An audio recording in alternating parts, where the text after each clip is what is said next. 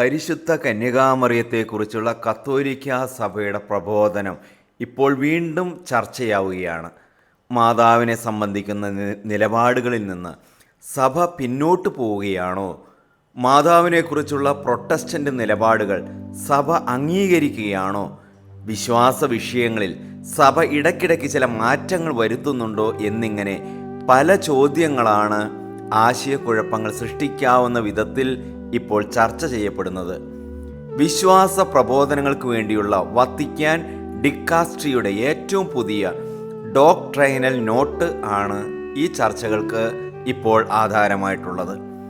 വിശ്വാസ കാര്യങ്ങൾക്ക് വേണ്ടിയുള്ള വത്തിക്കാൻ ഡിക്കാസ്ട്രി പരിശുദ്ധ പിതാവ് ലെയോ 14 മാർപ്പാപ്പയുടെ അംഗീകാരത്തോടെ പ്രസിദ്ധീകരിച്ച വിശ്വാസികളുടെ മാതാവ് എന്ന് പരിഭാഷപ്പെടുത്താവുന്ന മാത്തർ പോപ്പുളി ഫിദേലിസ് എന്ന പ്രബോധനം വഴി പരിശുദ്ധ കന്യകാമറിയത്തെ സഹരക്ഷക, കൃപാവരത്തിൻ്റെ മാതാവ്, മദർ ഓഫ് ഓൾ ഗ്രേസ്, സാർവത്രിക മധ്യസ്ഥ, യൂണിവേഴ്സൽ മീഡിയേറ്റർ, മിശിഹ ഏക മധ്യസ്ഥനായിരിക്കുന്ന പോലെ മറിയത്തെ മധ്യസ്ഥ എന്ന് വിളിക്കുന്നത് എന്നീ വിശേഷണങ്ങളോടെ അവതരിപ്പിക്കുന്നത് ഉചിതമല്ല എന്ന് കഴിഞ്ഞ ദിവസം പ്രഖ്യാപിച്ചു.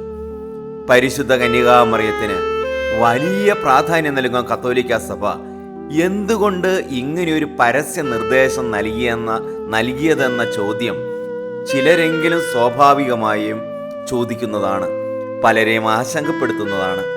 കത്തോലിക്ക സഭ ഇനിമേൽ മാതാവിൻ്റെ മാധ്യസ്ഥം തേടുകയോ മാതാവിൻ്റെ രക്ഷാകര പ്രവൃത്തിയോട് അവളെ ബന്ധപ്പെടുത്തുകയോ അവളുടെ കൃപാവര പൂർണ്ണതയെ അംഗീകരിക്കുകയോ ചെയ്യുകയില്ലെന്നും ചിലരെങ്കിലും സംശയിക്കുന്നുണ്ട്. നാം അറിഞ്ഞിരിക്കേണ്ട ചില സത്യങ്ങളിലേക്ക് നിങ്ങളുടെ ചിന്തകളെ ഈ വീഡിയോയിലൂടെ നയിക്കുകയാണ്. ഒന്നാമതായി, കത്തോലിക്ക സഭ ഒരിക്കലും ഒരു കാലഘട്ടത്തിലും അതിലെ ഏതെങ്കിലും ഒരു മാർപ്പാപ്പയോ വത്തിക്കാൻ തിരുസംഘമോ പരിശുദ്ധ കന്യകാമറിയത്തെ സഹരക്ഷകയായി പഠിപ്പിക്കുകയോ പ്രഖ്യാപിക്കുകയോ ചെയ്തിട്ടില്ല എന്നതാണ് യാഥാർത്ഥ്യം. എന്നാൽ ചരിത്രത്തിൽ ചിലരെങ്കിലും മാതാവ് സഹരക്ഷകയാണോ എന്ന് കരുതിയിട്ടുണ്ടാവാം. ഉദാഹരണത്തിന്, വിശുദ്ധ ബെർണാർദിന്റെ കുരിശിന്റെ ചുവട്ടിലെ മറിയത്തെക്കുറിച്ചുള്ള 10-ാം നൂറ്റാണ്ടിലെ പ്രഭാഷണങ്ങൾ പിന്നീട് സഹരക്ഷകയെന്ന് പലരും മറിയത്തെ വിളിക്കാൻ ഇടയാക്കിയിട്ടുണ്ട്. 15-ാം നൂറ്റാണ്ടിലെ സാൽസ്ബൂർഗിൽ നിന്നുള്ളൊരു ഗാനമാണ് മറിയത്തെ ആദ്യമായി സഹരക്ഷകയെന്ന് വിളിച്ചത്. തുടർന്ന് പലരും അത് സഭയുടെ പ്രബോധനമാണെന്ന് തെറ്റിദ്ധരിക്കുകയും മാതാവിനെ സഹരക്ഷകയായി വാഴ്ത്തുകയും ചെയ്തു. ചില ഭക്ത സംഘടനകളും സമൂഹങ്ങളും പരിശുദ്ധ പിതാവിനോട് മറിയത്തെ സഹരക്ഷയായി പ്രഖ്യാപിക്കണമെന്ന് അഭ്യർത്ഥിച്ചിട്ടുണ്ട്. പല മാർപ്പാപ്പമാരോടും അവർ ഈ കാര്യം ആവശ്യപ്പെട്ടിട്ടുണ്ട്. ചില മാർപ്പാപ്പമാരെങ്കിലും ഔദ്യോഗിക പ്രബോധനത്തിന്റെ ഭാഗമല്ലാതെ വ്യത്യസ്തമായ ഒരർത്ഥത്തിൽ മറിയത്തെ സഹരക്ഷക എന്ന വിധത്തിൽ പരാമർശിച്ചിട്ടുണ്ട് എന്നതും യാഥാർത്ഥ്യമാണ്. എന്നാൽ ഒരു കാലത്തും മറിയം സഹരക്ഷകയാണെന്ന് കത്തോലിക്ക സഭ പഠിപ്പിച്ചിട്ടില്ല എന്ന് മാത്രമല്ല, അവൾ സഹരക്ഷയായി കരുതപ്പെടരുതെന്ന് അസന്നിഗ്ധമായി പ്രഖ്യാപിച്ചിട്ടുണ്ട്.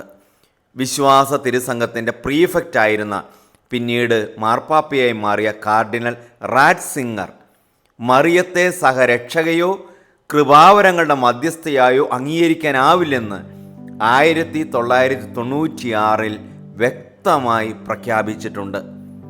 അതൊരു വിശ്വാസ സത്യമായി നിർവചിക്കണം എന്ന അപേക്ഷയെ നിരാകരിച്ചുകൊണ്ടാണ് ബെനഡിക്റ്റ് 16 എന്ന പേരിൽ മാർപ്പാപ്പയെ അറിയപ്പെട്ട കാർദിനാൾ റാറ്റ്സിംഗർ അന്ന് ഈ പ്രഖ്യാപനം നടത്തിയത്. പിന്നീട് ഫ്രാൻസിസ് മാർപ്പാപ്പ തൻ്റെ പ്രഭാഷണങ്ങളിൽ പലതവണ ഈ സത്യം ആവർത്തിച്ചിട്ടുണ്ട്. സ്നേഹം വർദ്ധിക്കുമ്പോൾ നാം ഉപയോഗിക്കുന്ന വാക്കുകൾക്ക് അതിശയോക്തി കലരാൻ ഇടയാകരുത് എന്ന് ആ മാർപ്പാപ്പ സരസമായി ദൈവജനത്തെ ഓർമ്മിപ്പിച്ചിരുന്നു. നിഷ്കളങ്കമായ മരിയൻ സ്നേഹത്തിൻ്റെ തീവ്രവും എന്നാൽ അതിശയോക്തിപരവുമായ പരാമർശങ്ങളാണ് ഇവയൊക്കെ എന്നാണ് ആ മാർപ്പാപ്പ പറഞ്ഞത്. പക്ഷെ നാം അത്തരം പരാമർശങ്ങൾ ഒഴിവാക്കേണ്ടതുണ്ടെന്നും ഫ്രാൻസിസ് മാർപ്പാപ്പ പ്രബോധിപ്പിച്ചിരുന്നു. ഇതിൻ്റെ തുടർച്ച എന്നോണമാണ് ഇപ്പോൾ വിശ്വാസ പ്രബോധന ഡിക്കാസ്ട്രി വഴി ഇത്തരം പരാമർശങ്ങൾ ഉചിതമല്ലെന്നും ഒഴിവാക്കപ്പെടണമെന്നും തിരുസഭ ഔദ്യോഗികമായി ആവർത്തിച്ച് പ്രഖ്യാപിച്ചിരിക്കുന്നത്. മറിയത്തെ ഇത്രമേൽ വിലമതിക്കുന്ന കത്തോലിക്ക സഭ എന്തുകൊണ്ടാണ് എല്ലാ കാലത്തും ഇത്തരമൊരു നിലപാടെടുക്കുന്നതെന്നതിന് അതൊരു ഗൗരവമായ ചോദ്യമാണ്. മിശിഹായിലൂടെയുള്ള രക്ഷയെക്കുറിച്ചുള്ള തിരുസഭയുടെ വ്യക്തതയുള്ള ബോധ്യമാണ് ഈ നിലപാടിന് ആധാരം. ഈശോ മിശിഹായാണ് ഏകരക്ഷകനെന്നും മിശിഹായുടെ മനുഷ്യാവതാരവും പരിത്രാണ രഹസ്യങ്ങളുമാണ് മനുഷ്യരക്ഷ സാധ്യമാക്കിയതെന്നും എല്ലാ കാലത്തും തിരുസഭ വ്യക്തതയോടെ പ്രഖ്യാപിക്കുന്നുണ്ട്. മനുഷ്യരക്ഷ ദൈവത്തിൻ്റെ പ്രവൃത്തിയാണ്. ത്രിത്വൈക ദൈവം ഈശോ മിശിഹ വഴിയാണ് മനുഷ്യവംശത്തെ വീണ്ടെടുക്കുന്നത്.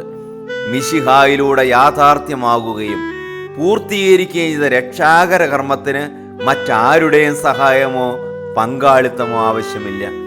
അത് ദൈവത്തിൻ്റെ വലിയ ഔദാര്യവും സ്നേഹത്തിൻ്റെ പ്രവൃത്തിയുമാണ്. മറിയം സഹരക്ഷകയാണെന്ന് പറയുമ്പോൾ മിശിഹായുടെ രക്ഷാകർമ്മം അതിൽ തന്നെ അപൂർണമാണെന്നോ മറിയത്തിൻ്റെ സഹായം കൂടാതെ സാധ്യമാവുകയില്ലായിരുന്നു എന്നോ കരുതപ്പെടാനുള്ള സാധ്യതയുണ്ട്. ഇവയേക്കാൾ കൂടുതൽ ശ്രദ്ധയാവശ്യമുള്ളൊരു പരാമർശമാണ് മധ്യസ്ഥയായ മാതാവ് എന്നത്. ദൈവത്തിനും മനുഷ്യരിനും ഇടയിൽ ഏക മധ്യസ്ഥനായ ഈശോ മിശിഹ മാത്രമാണുള്ളത്. മിശിഹായുടെ ഏക മധ്യസ്ഥത്തിന് സമാനമായി മാതാവിനെ അവതരിപ്പിക്കരുത് എന്നതാണ് തിരുസഭയുടെ ബോധ്യം. എന്നാൽ മാതാവിന് നമുക്ക് വേണ്ടി മാധ്യസ്ഥം അപേക്ഷിക്കാൻ കഴിയും എന്നതും അവൾ മധ്യസ്ഥയാണ് എന്നതും ദൈവശാസ്ത്രപരമായി വലിയ വ്യത്യാസമുള്ള പരാമർശങ്ങളാണ്. ഈശോ മിശിഹ ഏക മധ്യസ്ഥനായിരിക്കുന്നത് അവിടുന്ന് ഒരേ സമയം പൂർണ്ണ ദൈവവും പൂർണ്ണ മനുഷ്യനുമാണെന്നതുകൊണ്ടാണ്. ദൈവത്വത്തിൻ്റെയും മനുഷ്യാവസ്ഥയുടെ മധ്യസ്ഥത പുലർത്തുന്ന മറ്റാരുമില്ല എന്നതാണ് മിശിഹ ഏക മധ്യസ്ഥൻ എന്നതിൻ്റെ അർത്ഥം. എന്നാൽ മറിയവും വിശുദ്ധരും ജീവിച്ചിരിക്കുന്ന നമുക്ക് വേണ്ടി ദൈവസന്നിധിയിൽ മാധ്യസ്ഥം യാചിക്കാനുള്ള കഴിവുള്ളവരാണെന്ന് തിരുസഭയ്ക്കറിയാം. ഈ വ്യത്യാസത്തെ വ്യക്തമായി അവതരിപ്പിക്കാതെ മധ്യസ്ഥയെന്ന് മറിയത്തെ വിളിക്കുന്നത് തെറ്റിദ്ധാരണയ്ക്ക് ഇടവരുത്തുമെന്നുള്ള കത്തോലിക്ക സഭയുടെ ബോധ്യമാണ് ഈ പഠനത്തിൻ്റെ പുറകിലുള്ളത്. ഇത്തരം സാധ്യതകളെയാണ് തിരുസഭ ഈ പ്രബോധനം ഒഴിവാക്കാൻ ശ്രമിക്കുന്നത്. ഇത്തരം ദൈവശാസ്ത്രപരമായ സൂക്ഷ്മത ഭാവിയിൽ ഉടലെടുക്കാവുന്ന അബദ്ധ പ്രബോധനങ്ങളെ തടയുന്നതിനും വിശ്വാസ സംബന്ധമായ വ്യക്തത നൽകുന്നതിനും ആവശ്യമാണ്.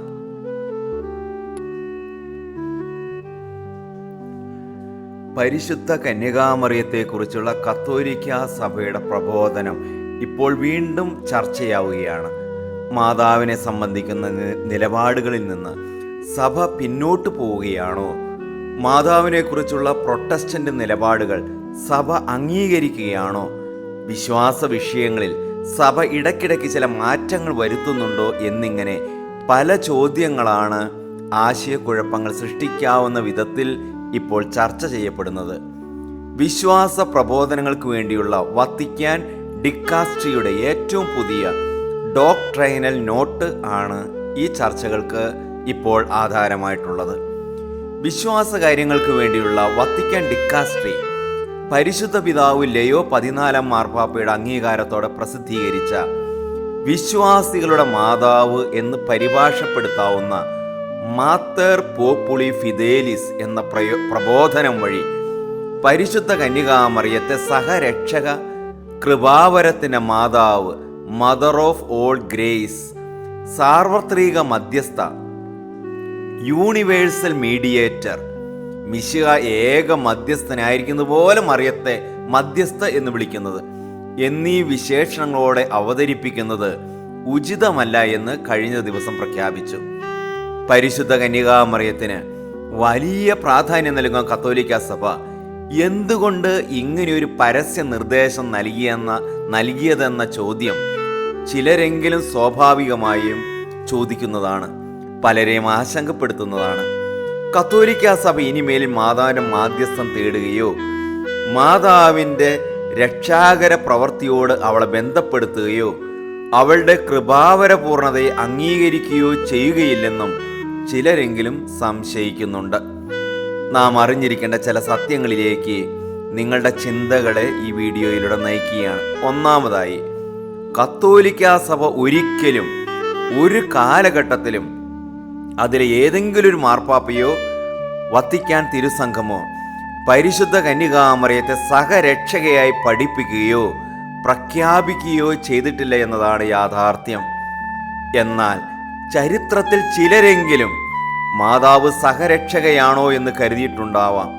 ഉദാഹരണത്തിന്, വിശുദ്ധ ബെർണാർദിന്റെ കുരിശിന്റെ ചുവട്ടിലെ മറിയത്തെക്കുറിച്ചുള്ള 10-ാം നൂറ്റാണ്ടിലെ പ്രഭാഷണങ്ങൾ പിന്നീട് സഹരക്ഷകയെന്ന് പലരും മറിയത്തെ വിളിക്കാൻ ഇടയാക്കിയിട്ടുണ്ട്.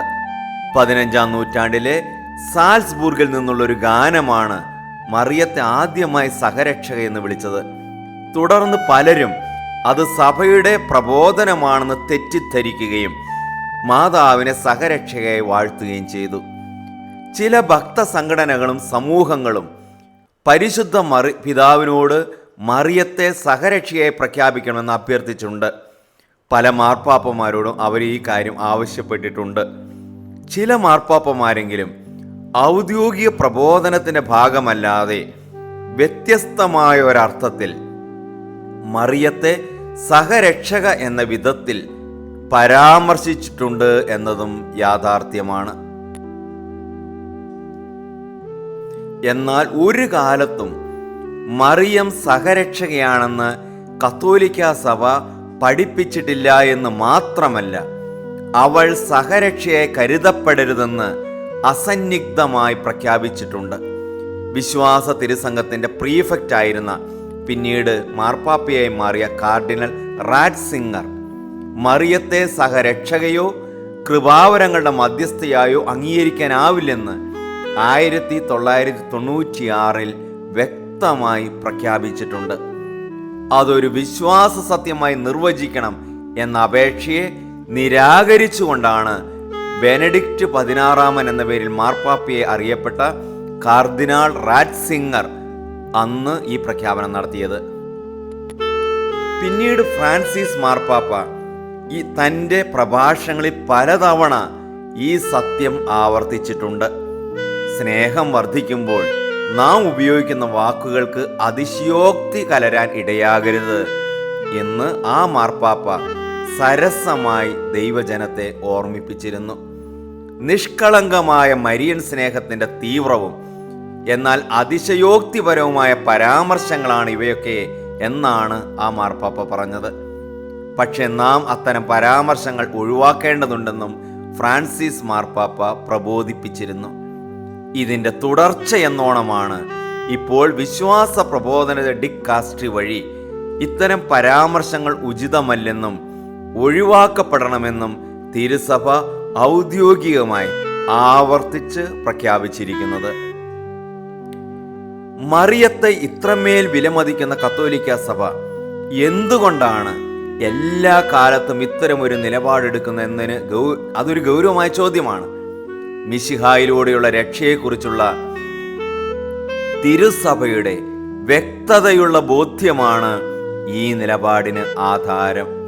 ഈശോ മിശിഹായാണ് ഏകരക്ഷകനെന്നും മിശിഹായുടെ മനുഷ്യാവതാരവും പരിത്രാണ രഹസ്യങ്ങളുമാണ് മനുഷ്യരക്ഷ സാധ്യമാക്കിയതെന്നും എല്ലാ കാലത്തും തിരുസഭ വ്യക്തതയോടെ പ്രഖ്യാപിക്കുന്നുണ്ട്. മനുഷ്യരക്ഷ ദൈവത്തിൻ്റെ പ്രവൃത്തിയാണ്. ത്രിത്വൈക ദൈവം ഈശോ മിശിഹ വഴിയാണ് മനുഷ്യവംശത്തെ വീണ്ടെടുക്കുന്നത്. മിശിഹായിലൂടെ യാഥാർത്ഥ്യമാകുകയും പൂർത്തീകരിക്കുകയും ചെയ്ത രക്ഷാകര കർമ്മത്തിന് മറ്റാരുടെയും സഹായമോ പങ്കാളിത്തമോ ആവശ്യമില്ല.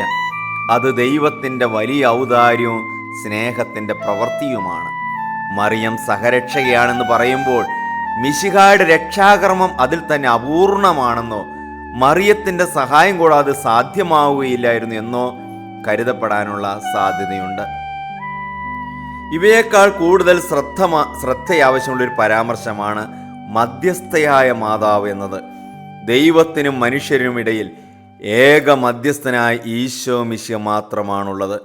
മിശിഹായുടെ ഏക മധ്യസ്ഥത്തിന് സമാനമായി മാതാവിനെ അവതരിപ്പിക്കരുത് എന്നതാണ് തിരുസഭയുടെ ബോധ്യം.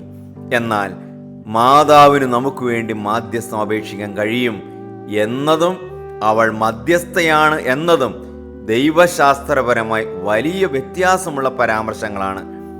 ഈശോ മിശിഹ ഏക മധ്യസ്ഥനായിരിക്കുന്നത് അവിടുന്ന് ഒരേ സമയം പൂർണ്ണ ദൈവവും പൂർണ്ണ മനുഷ്യനുമാണെന്നതുകൊണ്ടാണ്. ദൈവത്വത്തിൻ്റെയും മനുഷ്യാവസ്ഥയുടെ മധ്യസ്ഥത പുലർത്തുന്ന മറ്റാരുമില്ല എന്നതാണ് മിശിഹ ഏക മധ്യസ്ഥൻ എന്നതിൻ്റെ അർത്ഥം.